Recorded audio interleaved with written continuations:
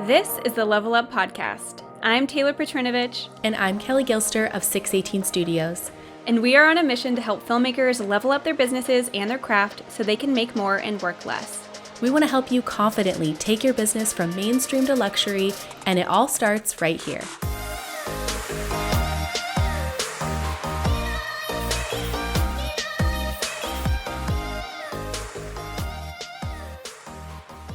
Hi guys, thank you so much for joining the conversation this week. I am here with my girl Taylor. Hi! And today we wanted to just lift the veil, get right into how to effectively communicate with a wedding planner. That can be a really tricky situation when you're just not used to talking to a wedding planner. Yep, I agree.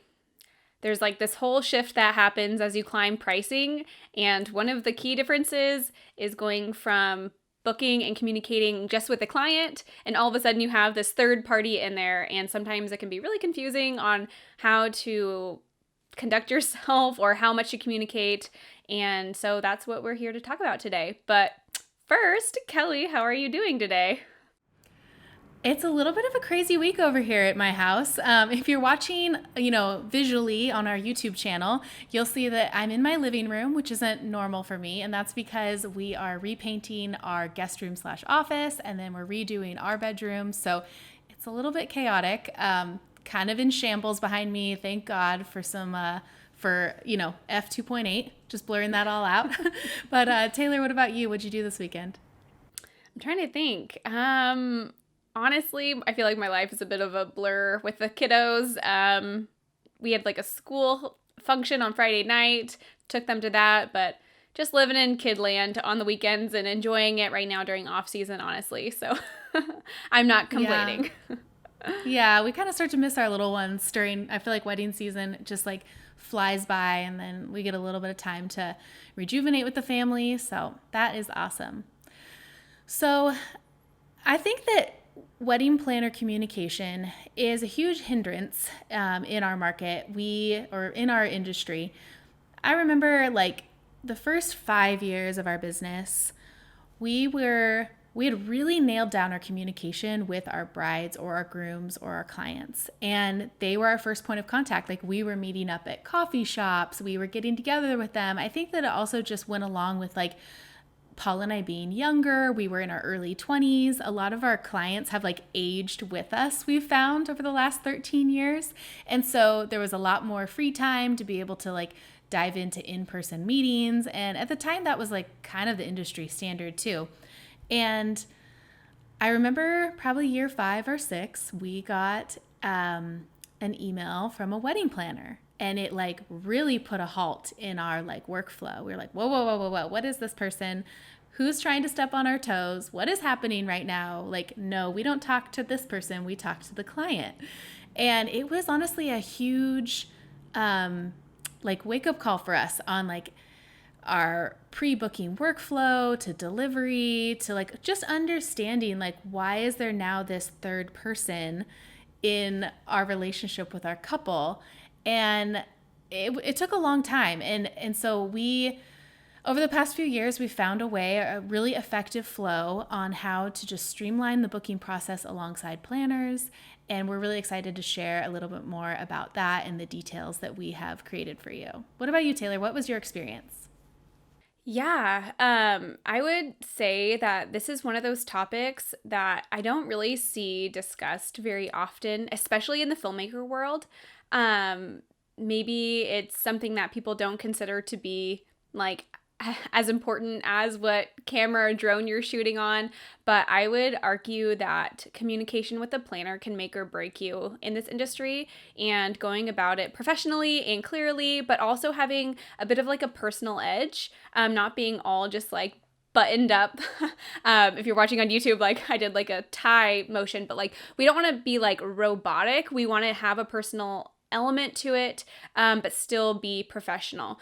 So yes, as you know, I did grow pretty quickly in the industry. So it went from in 2020 booking all through clients to a pretty immediate shift in 2021 working primarily with planners. And that's kind of how it's been going over the last few years. And I feel like I did have some learning curves come at me. For example, little things that you didn't really know because nobody told you, like hitting reply all on an email if they loop the client in, always keeping the planner like involved in those conversations. Nobody told me that, and I kind of learned the hard way, and I had to kind of like have my wrist slapped by a planner being like, please keep me looped into all emails. And it's kind of embarrassing when you do that. And of course, they don't expect you to know, like we didn't go to how to run a wedding videography business school. But it's one of those things that if you're going to be in the professional world, you really need to kind of have a handle on. So that's what we're here to talk about. Yeah, I definitely had my wrist slapped a few times too. Even just like maybe being a little too pushy on like trying to get an email, like a client's email from the planner, and they really wanted to like keep sort of like a, not a wall, but like it's their job to like be communicating with us. The client has hired them to do that. So it's not that they're stepping on our toes and trying to like eliminate the relationship between us and the client. A lot of times the reason why the client has hired that planner is because they've made that active choice to kind of maintain that professional front. And so it's up to us to reciprocate that based on the way that we communicate with our planner. And so basically, Taylor and I are really excited because we put together this flow chart that we have in the show notes. You can grab it. It's a free flow chart that just walks you through step by step how, like, what happens when a planner emails and what are the appropriate, like, what's the appropriate flow for how that's going to go. Taylor is like I feel like I'm kind of like the go with the flower, and Taylor is like my perfect balance of my strategic categorizer, would you say? I am all about numbers and lists and all things type A. Yes. So I love that she put that together. I feel like I wouldn't be one to like realize that we had this flow. I just maybe, and as we were kind of also putting together these this email bundle that we put together on just the correct way to communicate with planner from, you know, the booking process to delivery and all of that. I did realize that I did have a flow, even though Taylor knew all along she had a flow. I was like, oh yeah, I guess I do have a plan in place. Yeah, I kind of have a very mechanical brain. It's almost like the inner workings of like Dubsado, if you create like workflows with like triggers, like if this happens, then this, and that's how I've categorized everything in my life. So if you ever need help systematizing your business, hit me up because I love that. That's what I live for. So yeah, we really want to make sure everyone who's interested in entering this sector of the market does so successfully. And communication is by far one of the most important pieces of the puzzle. And we never want anyone to feel like, should I follow up with this planner? What's the appropriate like time length to follow up? What if they want this? What if they want that? How do I respond? And what do I even say? So we really want to give that to the filmmaking community to ensure success, essentially.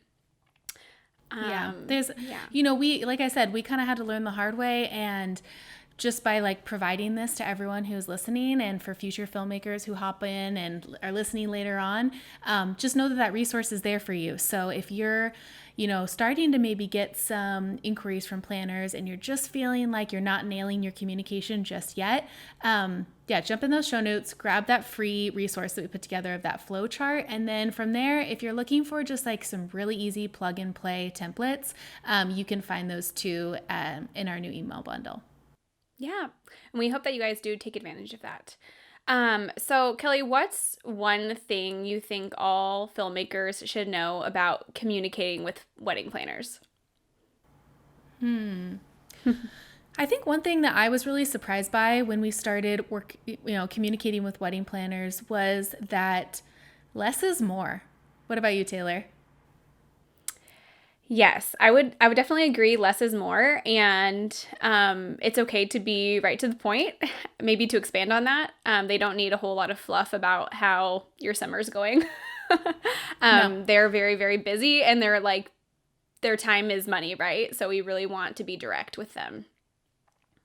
Yeah, I think even as like our business has like evolved over the last 13 years, I look back on like emails from like many, many years ago, and I'm like, wow, I was just like writing novels back then about like all these things. And like, how were people really even reading this? I don't think they were. But when I look back at my templates now that I've created, they're pretty short. They're very much to the point. Like, even just before we hopped on to record this podcast, we got an inquiry from a wedding planner. I wonder if I could pull it up and read it so people could kind of see what exactly what they said. Let me pull it up real quick. So basically they said, "Hi, Paul and Kelley. I hope your week is off to a great start. I am inquiring for my client. Would like to know if you're available. If so, would you send along your pricing information to share with them?" Very easy. I think that was 3 sentences. And so, just a very common reply is just to say, "Hi, thank you so much for inquiring on behalf of your client. We are happy to say that we're currently available on their wedding date. Below is a link to our cinema guide. Please take a look. Let us know if you have any questions. Hope you have a great rest of your week." Like, it's really like condensed and right to the point. Yeah, no, I love it. And it's fun. This is kind of where the flow chart comes in, because multiple things can happen after that. They can maybe not respond for a certain amount of time, or they respond saying, "Great, we would love to move forward." Or they respond saying, "Hey, we love this, but we would really love some customizations for this particular client. Here is their list of things that they would like. Can you please forward along a custom proposal?" Or they can say, "Thank you so much for your time. The client has decided to go in a different direction." So kind of knowing what to say in each of those different scenarios, and having an answer in your back pocket will allow you to communicate really, really quickly, which I actually think I heard Katie Mary saying this. She said that speed is luxury, which that really resonated with me. I try to communicate super quickly. Like, if I have my phone available or my laptop handy, I try to have responses within 30 minutes to most planners. And so what that looks like with kids is me, I have push notifications to my phone. So I'll see the email come through and it'll be like, "Hey kids, hold tight for 5 minutes. Let me just go respond to this really quickly." And I run upstairs and I send an email off. And I find that sometimes like the early bird kind of does get the worm, Have you found that to be true, Kelley? Oh, yeah, absolutely.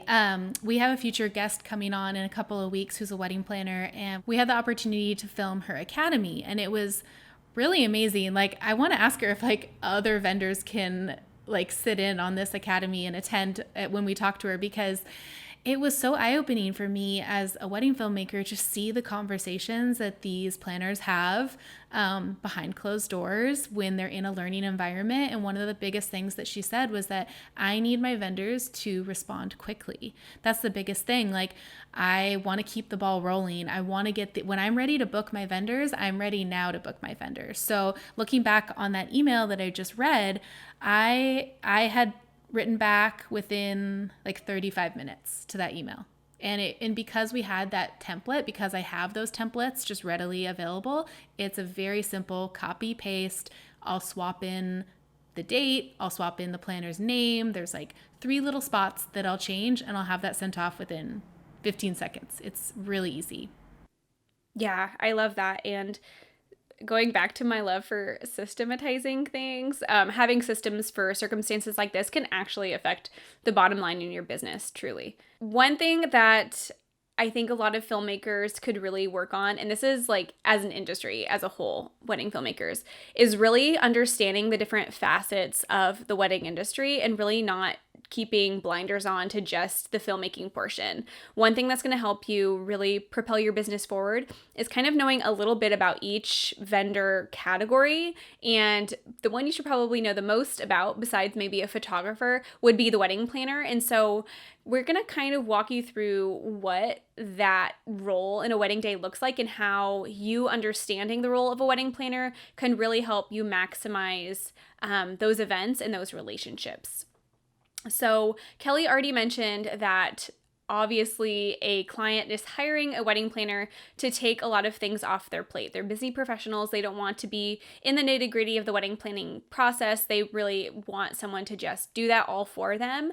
But the next step would be sourcing all of their vendors. And if you can imagine how many types of vendors are typically participating in an event, we're talking like 12 to 20 vendor types probably. You have, hair, makeup, cake, caterer, venue, photographer, florist, videographer, DJ, band, like that's already 10. And then you add on rentals, another rental company, another rental company. You know what I mean? It really, really starts to compound. So understanding that they are truly juggling a million things at once and being really understanding and quick and easy to communicate with is going to help you be noticed in a really good way.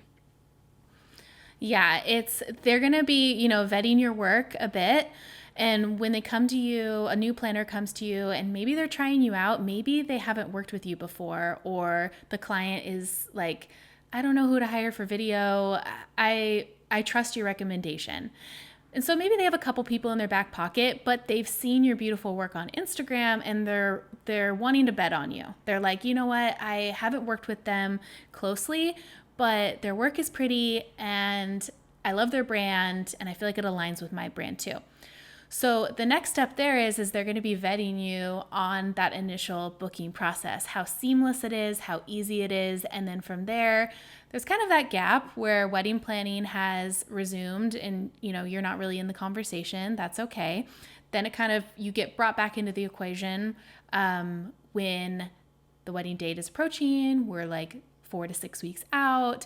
And then also the wedding day has happened, how you conduct yourself, and then the delivery afterwards. So if you can match your beautiful work with a seamless communication style and making the planner's life just all around easier in general, then you're just going to be a no-brainer booking from there on out. There is a brand new relationship that you have formed with the planner, and you're one step closer to, elevating your business into the next market up.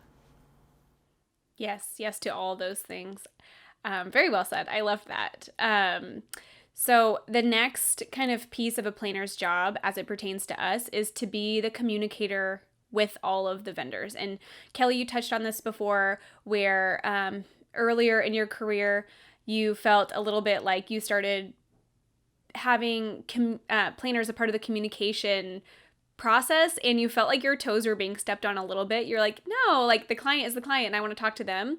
But understanding that, again, the client has hired a wedding planner to take over the communication process is huge, and to have some grace and understanding with that because it is the client's wishes. One common thing I see, and I think this is true for most of us, is in the first few years of business, we really want to be friends with our clients. We want to follow them and have them follow us back on Instagram. You alluded to like the coffee days. Oh my gosh, I remember. So I started in 2017, and for the first 2 years, I probably like went to coffee, like air quotes, with like half of my clients in the first 2 years before they booked, right? Like that was a very like normal part of the booking process. And I want to just put it out there. I think 2020 did change the way things worked. Like we got very accustomed like to Zoom and phone calls and working around not being able to meet up in person. So things have changed, but that's the way it was. And once you start serving a different segment of the market, like you're really not communicating with the clients much or at all outside of the wedding day. Yeah, I think also one thing that kind of was eye-opening for me is even after delivering, like you may not hear anything. Like, and that was a little hard, like, to be honest, like, you're used to these like big, long, like glowing emails back from your clients. And not to say that we don't get those, we still get those too. But I would say that you start to see a little bit more that last year, there's probably 5 or 6 couples that we delivered their wedding film and we never heard anything from. And I'm always like, no news is good news. So I'm like, they loved it. They're just busy. Like, and we were the professionals to be there for, 10 hours on their wedding day and that's it. And we've fulfilled our contractual duties and we're done. So, I mean, it is a really different shift, but it's not that it's a bad shift. It's just different. Yes, and I think that is definitely a hurdle that people can find challenging to get over. So many of us, especially if you're a people pleaser, right? You're putting your heart into these films and you're staring at these couples and their families for weeks on end as you're editing, and you're really just honestly like scrutinizing every choice that you make in the editing process, and you want them to love it, and to not receive like a glowing response can be so hard. And so many of us can find ourselves self-doubting, like, oh my goodness, they didn't like it, or what is it? And really having the ability to take a step back, like you said, and realizing that you played the professional role on their wedding day and they probably loved it, otherwise you probably would hear about it, is huge, and it will help with your mental health a ton. Yes, that is huge as well. I think that one thing too that is important to understand is that your planners also, like, they're there for you. Like, they're a vendor too. So it's important to realize that like we're all on the same team in that vendor team, and that it's not that it's like you against the planner or anything like that. Like, as you scale your business into a higher level of the market, teamwork is so much more important because there's so much production throughout those wedding days. And so just realizing that like you're on the same team, like I love working with them and they love working with us, and if anything were to happen, like the planner is going to be, they're going to have our back too. So it is a little bit of a learning curve when you jump into that, but just really understanding like what's going to work for your business and aligning yourself with those planners and nurturing those relationships when you find one that's really, solid with what you want to do. That's always the best. So now I feel like we have our, planner relationships that have been nurtured over those years, and you know that they're going to pitch you to the best clients. Yes. While you were talking, I just kept hearing basically references to like overtime, right? And we live in an instant society. So many people want to get rich quick, and they want instant results, and they want the secret, right? What's the secret to instant success? And I think you really just encapsulated what it means to have success over the long term, which is way better, right? Than instant success that could crumble and fall apart around you without those solid foundations in place. And that's one thing that I would love to just like share with everyone who's listening is there's no snap of the fingers that's going to get you to the luxury market. Nothing can automatically propel you, but it is those constant and consistent ways that we do the little things, like this really great way to communicate with planners over time, over years.